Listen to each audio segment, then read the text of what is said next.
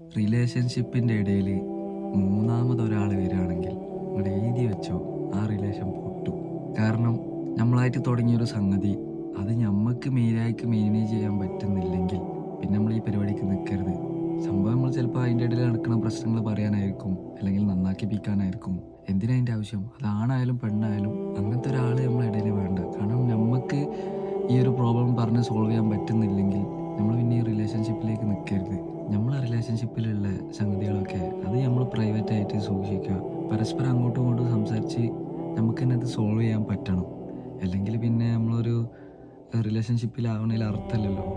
നമുക്ക് ഏത് രീതിയിലായിട്ട് കാണാനും ഒരൊറ്റ പേഴ്സണായിട്ട് ആ റിലേഷനിലുള്ള ഒരാളെ കണ്ടാൽ മതി. അങ്ങനെ കണ്ടാൽ തീരാവുന്ന പ്രശ്നമേ ഉള്ളൂ. നമ്മൾ വേറൊന്നിന് വേറൊരാളെ, മറ്റേന് വേറൊരാളെ എന്ന് പറഞ്ഞിങ്ങനെ കുറേ ആൾക്കാരെ വെക്കുമ്പോഴാണ് കുറേ പ്രോബ്ലംസ് ഉണ്ടാവുക.